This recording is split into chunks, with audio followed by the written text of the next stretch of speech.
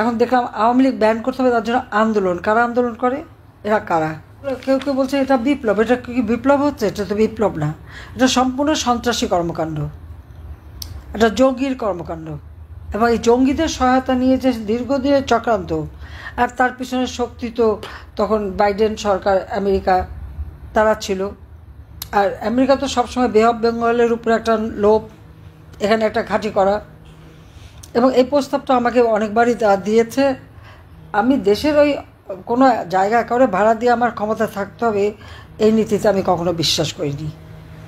কারণ স্বাধীন সার্বভৌম দেশ সকলের সাথে বন্ধুত্বপূর্ণ সম্পর্ক নেব, অন্য দেশকে ক্ষতিগ্রস্ত করার জন্য কাউকে জায়গা দিতে হবে, বা আমার দেশের মাটি ব্যবহার করে আর কেউ অন্য জায়গায় ইনসার্জেন্সি অ্যাক্টিভিটিস করবে, এটা কিন্তু আমি সম্পূর্ণ বন্ধ করে দিয়েছিলাম। কিন্তু আজকে দুর্ভাগ্য হলো আমরা কি দেখছি, এখন মানবিক করিডোরের নামে আমাদের দেশটা যেন লিজ দিয়ে দেওয়া হচ্ছে। যে বঙ্গোপসাগরে আমার বিশাল সমুদ্র সীমা, মিয়ানমার এবং ভারতের কাছ থেকে আমি বলতে গেলে অর্জন করে নিয়েছি, আন্তর্জাতিক আদালতে মামলা করে জয়ী হয়ে নিয়েছি।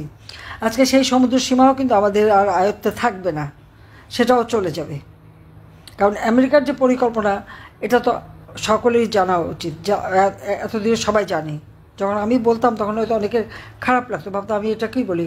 আর ইউনুস যে তাদের হাতের পাপেট, একটা পুতুল, এটাও সকলে বিশ্বাস করতো না, এখন নিশ্চয়ই বিশ্বাস করে। কারণ আমাকে ক্ষমতা থেকে হটানো, বা ক্ষমতা থেকে হটানো মানে কি, আসলে উদ্দেশ্যটা ছিল 15ই আগস্ট আমার বাবা মা ভাই বোন সবাইকে হত্যা করেছে, আমি আর রেহানা বেঁচে গিয়েছিলাম। তার কাজে আমাদের 2 বোনকে হত্যা করতে পারলে বাস, এই চ্যাপ্টার শেষ। এটাই ছিল তাদের মনোবাঞ্ছা। কিন্তু কথাই তো বলে রাখে আল্লাহ মারে কে, কারণ এটাও বিশ্বাস যে মারে আল্লাহ রাখে কে। তা আমার বেলায় বারবার রাখে আল্লাহ মারে কেই হয়ে গেছে, জনগণের দোয়া আর বারবারই আল্লাহ আমাকে বাঁচিয়েছে। কেন বাঁচিয়েছে জানি না, তবে হ্যাঁ নিশ্চয়ই আমাকে কোনো একটা কাজ দেবে, সেই জন্যই আমি বেঁচে আছি। তবে আজকে যে অত্যাচার নির্যাতন চলছে আর যে অবস্থা চলছে, এখন দেখলাম আওয়ামী লীগ ব্যান করতে হবে, তার জন্য আন্দোলন। কারা আন্দোলন করে? এরা কারা?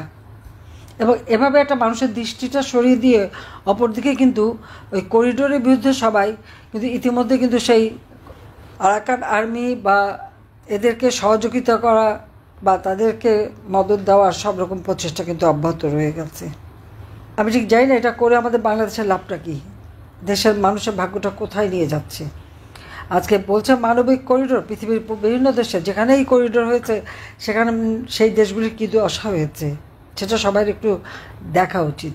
আর এখন যেটা যুদ্ধ অবস্থা সৃষ্টি করতে যাচ্ছে, এতে আর কিছু হোক, হয়তো ইউনূস সাহেবের ক্ষমতায় থাকার সুযোগটা বাড়বে এবং সেই সুযোগটাই নেবে।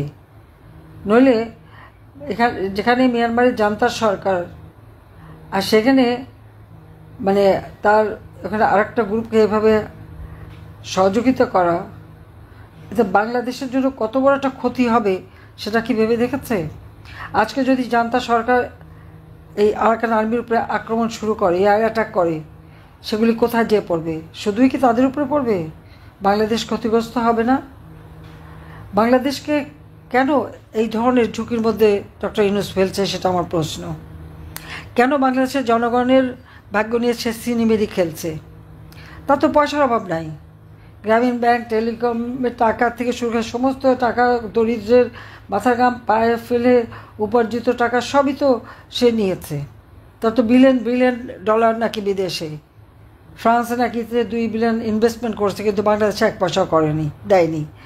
গ্রামীণ ব্যাংকে এমটি পদে চাকরি করেছে, কিন্তু গ্রামীণ ব্যাংকে কোনোদিন কোনো টাকা ডিপোজিট দেয়নি, তার কোনো টাকা ওখানে নাই, তার কোনো মানে বিনিয়োগও নাই। কিন্তু বিশ্বের কাছে একটা মিথ্যা ধোঁকাবাজি দিয়েছে যে গ্রামীণ ব্যাংকটা কি তার নিজের হাতে করা। তাহলে তার বিনিয়োগ কোথায়? গ্রামীণ ব্যাংকে বিনিয়োগ তো নাই, বরং গ্রামীণ ব্যাংকটাকে চুষে খেয়েছে। এখন তো সবটুকু, আগে যেখানে পাবলিক প্রপার্টি ছিল 25 ভাগ, সেটুকুও সে দখল করে নিয়েছে একটা অর্ডার দিয়ে। আজকে ইউনূস ক্ষমতা আসার পর আপনি যদি হিসাব করেন যে তিনি কি পেলেন আর বাংলাদেশের জনতা কি পেল। ইউনূস পেয়েছে কি আপনারা দেখেন, সেখানে সে পেয়েছে ম্যান পাওয়ার ব্যবসা, অর্থাৎ সে আদম ব্যাপারীর লাইসেন্স নিয়ে নিল ম্যান পাওয়ার ব্যবসা করার জন্য। ইউনূস সেখানে এখন ডিজিটাল ওয়ালেট, অর্থাৎ ওই যে টাকা লেনদেন বিকাশের মতো নগদের মতো সে টাকা লেনদেনের ব্যবসা সেটা সে বাগিয়ে নিয়েছে নিজে ক্ষমতায় বসে সবার আগে।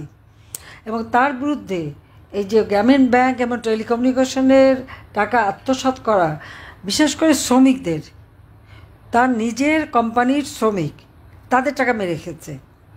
কোম্পানির শ্রমিক আইনে আছে লভ্যাংশের 5% তাদের শ্রমিক কল্যাণ ফান্ডে যাবে, সেটাকে সে কোনো দিন দেয়নি। শ্রমিকরা মামলা করে, শ্রমিকের মামলায় শ্রমিক আদালতে লেবার কোর্টে সে একজন সাজাপ্রাপ্ত আসামি, তার কিন্তু সাজা হয়েছে।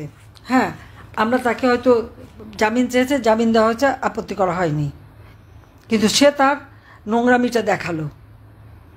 তার চেহারাটা আজকে সারা বিশ্বের কাছে উন্মুখ হয়ে গেল, যে কীভাবে উন্মুক্ত হয়ে গেল যে সে কীভাবে একটা দলকে ধ্বংস করার জন্য, একটা দেশকে ধ্বংস করার জন্য উঠে পড়ে লেগেছে, নিজের স্বার্থ চরিতার্থ করার জন্য। কী স্বার্থটা তার? এই বয়সে এসে যে এত ব্যবসা নিচ্ছে, খাবে কবে? খেতে পারে সব? সেটা আমার প্রশ্ন। আদম ব্যাপারী লাইসেন্স, ডিজিটাল ওয়ালেটের লাইসেন্স, টাকা লেনদেনের লাইসেন্স, বিশ্ববিদ্যালয় প্রতিষ্ঠার অনুমোদন, স্টারলিংকের বাণিজ্য, এলএনজি ব্যবসার কমিশন, গ্রামীণ ব্যাংকের মালিকানা, এবং 5 বছর পর্যন্ত সব ঋণ মৌকুব। আয়কর ফাঁকি দেওয়া তার অভ্যাস।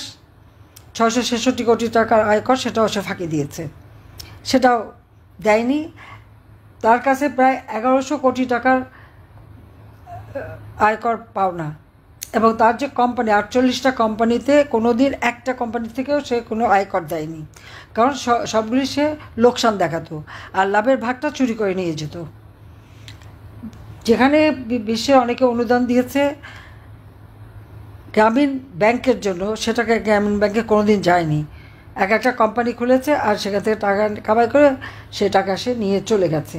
তো এটাই প্রশ্ন, যে আর জনগণকে কি দিয়েছে? তিনি তো ব্যবসা বাগালেন, তার আয়কর দিতে হবে না, সেটা তিনি মাফ করিয়ে নিলেন। তার বিরুদ্ধে 5টা দুর্নীতির মামলা, সেই মামলা সে প্রত্যাহার করে নিল। আয়কর দেয়নি সেই মামলা, রায়টা হওয়ার কথা 6 আগস্ট, সেটাও প্রত্যাহার করে নিল। তার যেটুকু গোছানো সে সবই করে ফেললো। আর জনগণকে কী দিল? সারা দেশের মানুষকে চরমভাবে সে অশান্তি দিয়ে রাখছে। ডাকাতি, চুরি, ছিনতাই প্রতিদিনের ব্যাপার। মহিলারা বাইরে বেরোতে ভয় পায়, কারণ সে তো ওই জঙ্গি এবং সন্ত্রাস করেই তো ক্ষমতা এসেছে। এখানে কোনো বিপ্লবও হয়নি, এখানে কোনো অভ্যুত্থানের। আর সেটা তো ডক্টর ইউনূস নিজেও বলেছে। বিল ক্লিন্টন ফাউন্ডেশনের অনুষ্ঠানে যে বললো, তো এটা ছাত্ররা জানতো না, এটা জনগণও জানতো না, কোনো নেতা ছিল না। তার মেটিকুলাস ডিজাইনের মাস্টার মাইন্ড দ্বারা এই আন্দোলন করে সে শেখ হাসিনাকে ক্ষমতা থেকে সরিয়ে ক্ষমতা দখল করেছে। কি সম্মানের ব্যাপার! সে ডাকাতি করে, সন্ত্রাস করে, ক্ষমতা দখল করে উচ্চস্বরে কথা বলে। লজ্জাশরম বলেও তো একটা কথা থাকে। আমি জিজ্ঞেস করি, ডক্টর ইউনূস সাহেব, আপনার যে এত বড় বড় কথা, এত বিদেশি বন্ধু, তা আপনি মুখ দেখান কিভাবে? আপনি তো সন্ত্রাস করে ক্ষমতা দখল করেছেন, জনগণের ম্যান্ডেট নিয়ে আসেননি, সাংবিধানিকভাবে ক্ষমতা দখল করেননি বা আসেননি, ভোট করে জিতে আসেননি, এসেছেন জঙ্গিদের সহায়তায়। তার মানে বাংলাদেশটা এখন জঙ্গির দেশ, সন্ত্রাসের দেশে পরিণত করেছে। সাধারণ মানুষের জীবনের শান্তি, নিরাপত্তা সব কেড়ে নিয়েছে। কাজে আর এখন এটা তারই মেটিকুলাস ডিজাইনের অংশ। কী হলো? এই সমন্বয়, অমুক দল, সমুক দল, সব যে, এবং শিবির তো একটা সন্ত্রাসী, তো আমেরিকার কাছেই তো তারা সন্ত্রাসী দল হিসেবে চিহ্নিত। আজকে এরা আন্দোলন এবং সমর্থন দিচ্ছে। আওয়ামী লীগ ব্যান করতে হবে, যুবলীগ ব্যান করতে হবে, স্বেচ্ছাসেবক লীগ ব্যান করতে হবে, আর ছাত্রলীগ ব্যান করেছে। আমার প্রশ্ন হচ্ছে, আমি ডক্টর ইউনূসকে জিজ্ঞেস করি, আপনি কোন ম্যান্ডেট নিয়ে ক্ষমতা এসেছেন যে আপনি এই নির্দেশ দেন? আপনার কি অধিকার আছে? কোন রাইট আছে? সাংবিধানিক রাইট আছে? না। জনগণের সমর্থন আছে? না। এসেছেন অস্ত্র হাতে, জঙ্গিদের সহায়তায়। তাহলে আমরা রাজনীতি করি, জনগণের ভোটে নির্বাচিত আমরা। বৈষম্য বিরোধী আন্দোলনের নামে তো বৈষম্যই সৃষ্টি করা হয়েছে, যেখানে জনগণের ম্যান্ডেটের কোনো দাম নাই, মতামতের কোনো দাম নাই। হ্যাঁ, মেটিকুলাস ডিজাইনের অংশ হিসেবে তিনি 40 জন লোক ভাড়া করেছেন, 5 লাখ 7 লাখ টাকা বেতন এবং 40-50টা পেজ খুলে তিনি ওই কর্পোরেট বিজনেসের নামে যেভাবে তারা অ্যাড দেয় ওইভাবে অ্যাড দিয়ে উনি 1 কোটি মানুষের মতামত আনবে, যে তারা বলবে যে ইউনূস সাহেব আপনি ক্ষমতায় থাকেন। যান না গ্রামে গঞ্জে, যান না সাধারণ মানুষের কাছে বা চাকরিজীবীদের কাছে, কয়জন আপনাকে হ্যাঁ বলে যে আপনি থাকেন? কেউ বলবে না। বলবে বাবারে এখন আমাদের ছাড়ো, এই যন্ত্রণা আর দিও না, আমরা শেখ হাসিনার আমলেই ভালো ছিলাম, আওয়ামী লীগের আমলেই ভালো ছিলাম, সেটাই বলবে। সেই কথাটা এখন পছন্দ হচ্ছে না, সেই জন্যই এখন শেখ হাসিনাকে হত্যা করতে পারলেন না, এটাই দুঃখ। আর 2 বোন ক্ষমতা মানে আমাদেরকে খতম করতে পারলে সে খুব খুশি হতো, যে জন্য আমার আওয়ামী লীগের নেতাকর্মীদের রক্ত ঝরাচ্ছে, মিথ্যা মামলা দিয়ে দিচ্ছে। আমাদের মহিলা আওয়ামী লীগ, যুব মহিলা লীগ, সেই মেয়েদের পর্যন্ত গ্রেপ্তার করছে। ছোট বাচ্চা বুকের দুধ খায়, সেই বাচ্চাকে ফেলে দিয়ে গ্রেপ্তার করা, 3 বছরের বাচ্চা সহ মাকে গ্রেপ্তার করা, কুপিয়ে মেরে ফেলা, ছেলেকে পেল না, অ্যারেস্ট করতে পারলো, মাকে কুপিয়ে মারা, আগুন দিয়ে মারা, বাবাকে মারা, চরম অসভ্যতার মতো ব্যবহার। আর এই ছেলেপেলেগুলি এত বেয়াদবের মতো ব্যবহার করে, তাদের ঘরে মা বাপ নাই। কি শিক্ষা দিয়েছে মা বাপ? শিক্ষকদের অপমান, তাদের গলায় জুতার মালা পরানো, তাদেরকে জোর করে মানে পদত্যাগ করানো থেকে শুরু করে এহেন ধরনের কথা নাই না বলে।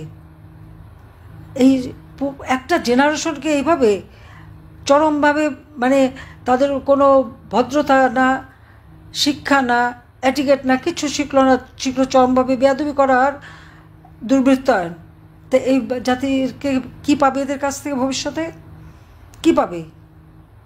লেখাপড়ার পত্র বন্ধ, লক্ষ লক্ষ ছেলে মেয়ে আজকে লেখাপড়া করতে পারছে না, পরীক্ষা দিতে পারছে না। কি আওয়ামী লীগ করে কেন বা মুক্তিযোদ্ধা কেন?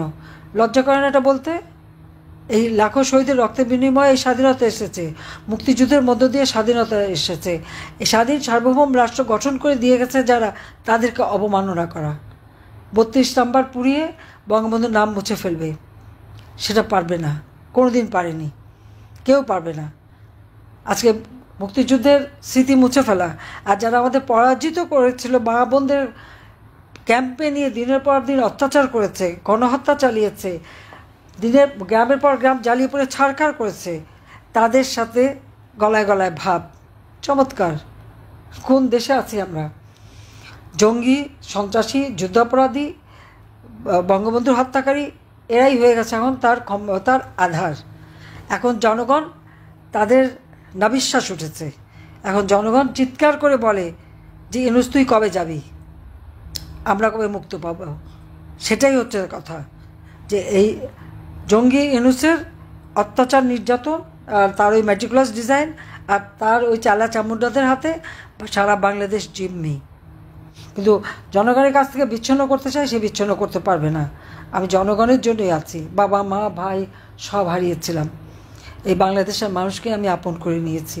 এই বাংলাদেশের মানুষের মাঝেই আমি খুঁজে পেয়েছি আমার স্নেহ, ভাইয়ের স্নেহ, মায়ের স্নেহ, বাবার স্নেহ, তাদেরকে আমি আপন করে নিয়েছি। কাজে তাদের জন্য আমার জীবনটাকে উৎসর্গ করেছি। সবাইকে ধন্যবাদ। জয় বাংলা, জয় বঙ্গবন্ধু, বাংলাদেশ চিরজীবী হোক।